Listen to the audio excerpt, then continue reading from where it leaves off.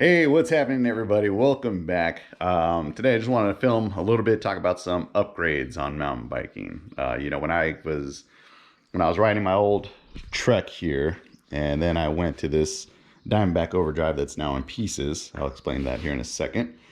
Um, I wanted to get something that would get me on the trail and get me going. So I had this, and this was a lot of fun. So I just want to talk to you about some of the upgrades. One of the things that I was wondering when I was riding this Diamondback was whether or not I can, whether it made sense to upgrade components or whether I could upgrade components. I had no idea. And then if I could, which components did I want to upgrade? And one of the things I did find was that yeah, you can absolutely upgrade your components and all the pieces of your mountain bike if you want to. Whatever's going to make your ride more enjoyable, make it more fun. Hey, do it. So looking at this Diamondback, one of the first things when it was all together, one of the first things I upgraded was switching it from a 3x8 to a 1x11. I like that setup because it makes it nice and light. It didn't cost too much to make that upgrade, and it just totally changed the riding experience. It made it feel like a new bike, and I enjoyed that for a long, long time. So, when I went to upgrade that, I didn't want to drop a whole lot of money. This was just, this is a budget bike, so I didn't want to put, anything high end on it. So I started shopping around, and one of the things that I got was I had to find out whether or not, could I go to a 1x11 on an 8-speed uh, cassette. I had no idea how they worked. I didn't realize that the cogs were just a little bit thinner, and then you get a thinner chain, and that's how you fit that's how you fit more cogs, more gears on the same spline. I think that's called. I don't know what it's called. Forgive me. So I didn't know that, but then I found out. Oh yeah, you could. They're just thinner, and they don't. And they'll fit on the same thing. So I didn't have to change anything. I thought I was gonna have to make some major changes on that, but I did not. But anyways, so the 11 speed cassette that I ended up going with on this bike was this Box Components 11 speed. And this one I've been very happy with. I think I picked this up for 50, 60 bucks back in 2020, 2019, something like that. I picked that up to, get the 11 speed in the back, and then the front. Let me move all this junk out of the way.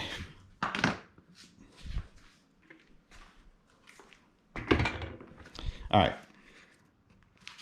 And then for the front, the crank, I bought a new crank, and I went with this IXF. This IXF I bought for 50 bucks on, I think it was like AliExpress, if I'm not mistaken. But it's been a pretty good crank. I mean, is it the best? Probably not. There's definitely better ones out there. But this one, I mean, I've had it for a few years now. I've had very little trouble. The only trouble I do have with it is this arm comes off sometimes. I'll be riding, and then these screws will get loose, and I'll have to tighten them up I'll have to clamp it back on, tighten them up. But I'm going to put a little bit of Loctite in there, which I should have done in the first place, but I didn't. Whatever. That way that won't happen. But other than that, this crank has been pretty solid. I need to clean this thing up.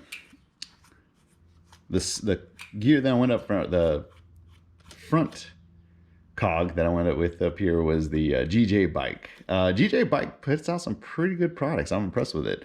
I've had this one for a few years, and it works great. I haven't had any trouble with it. My chain stays on, so it's been good. So I bought this here for that as part of that upgrade. So they upgraded this, and the 11-speed cassette. Went down, and then the derailleur. I didn't want to get anything too expensive, so I found this Shimano Dior XT for 80 bucks, I think it was. Yeah, and it has a clutch on it, which is nice. The clutch is pretty cool because the idea is when you're riding, you want the clutch on because it puts tension on the chain. Keeps tension on the chain so you don't lose your chain. And you can also adjust the tension with this right over here. There's a dust cover you can remove, and you can adjust the clutch tension. So that's pretty nice. That's a nice feature I didn't know about until recently.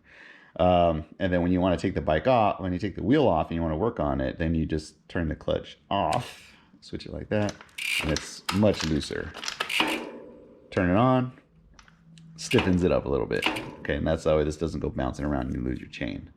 So that's a nice feature. So I would definitely go with the Dior XT. I don't think the SLX has that. But again, this was 80 bucks. So this was a good upgrade. The chain, I think I paid 20, 25 bucks for, or something like that. So 50 plus about 40, 90, 140, 140, 220, and then plus another 30 bucks I think I paid for the shifter. So 250, so less than 300 bucks. I was able to go from a 3x8 to a 1x11, and that totally changed my riding experience. I love that it simplifies things. You know, switching gears, you don't have to worry about, you know, I mean, after a while it becomes muscle memory when you're doing 3x8, but when you have a 1x, it's just easier. And plus later on you can add a dropper post if you want to, so we can have that on the left side. But yeah, that was one of the first upgrades that I did to this bike, and one of the only upgrades actually I did to the Diamondback before I moved everything over to here. So if you're riding an older bike and, you know, it's as long as it has the compatible pieces, you can definitely switch from a 3x8 and go to a 1x11. So where you can, you know, just if you want to change it up a little bit for not too much more money. You know, once you do that, then you can move everything over, and that's what I did. You know, so I rode the 1x11 on the Mount Overdrive for a while, and then after that I decided I wanted to go with the this carbon frame. So I bought this carbon frame, so I upgraded the whole frame, moved everything over here. I had to buy a new seat post because this is a 31.6. The other one I think was, oh shoot, 30.4. I don't remember what the measurements are. But anyways, but the fork was compatible. I was able to put the same fork onto this one here.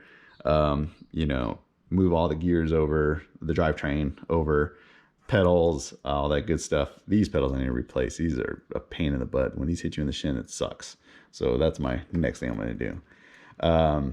But yeah, so I upgraded this, and then I was riding, you know, on this new frame for a few rides, and that was pretty fun. And then I decided, like, one thing I didn't like about this wheel set is that the engagement was really loose. So when you pedal, it didn't engage right away. There was like a little bit of play, right? So, you know, if the pedal was right here and I start pedaling, it would move about that much before it actually engaged and started rolling the wheel. This one's a little bit tighter. And the wheel set that I went on this bike to upgrade, that I upgraded on this bike, was the GJ bike. This wheel set I'm really impressed with. It's solid. It has a lot of, you know, points of engagement. And for the whole set I bought for both tires, it was for the full set, it was 200 bucks. I think like 225 bucks on Amazon. And one of the cool features that I liked about it is, about this wheel set, is that it does both. You can use through axle, and you can also use quick release. So on this front one, I have quick release, and you can change this to through axle. Like if you're running quick release right now, but later on you want to, you know, upgrade it, or, you know, you want some more if you so you want to upgrade it and you want to go with a through axle instead of having a quick release, you just pull this cap off right here, put in your through axle cap, and then it'll fit a through axle on there, and then you can put on your new fork or whatever. So I thought that was a really good feature. You know, I also went tubeless at the same time. I went with these Maxxis Aggressors. These have been pretty good. This one I might need to shave down because it's really tight on this frame, but I'll figure something out about that. But anyways, GJ bike, really good wheel set, 225 bucks. So if you have a budget bike or a budget build you don't want to spend a whole lot of money on, but you do want something that's fun to ride, definitely go with these GJs, or JG. JG bike is pretty dope, and especially with this stuff here. But yeah, anyways, those are a few upgrades that I've done to this bike so far. For all you expert mountain bikers, don't cringe too much, please, and forgive me if I'm wrong on anything like that. But hey, I like this. It's a good setup. All right, everybody. Thanks for watching. Give it a like. Give it a subscribe. Appreciate it, and I'll catch you all next time.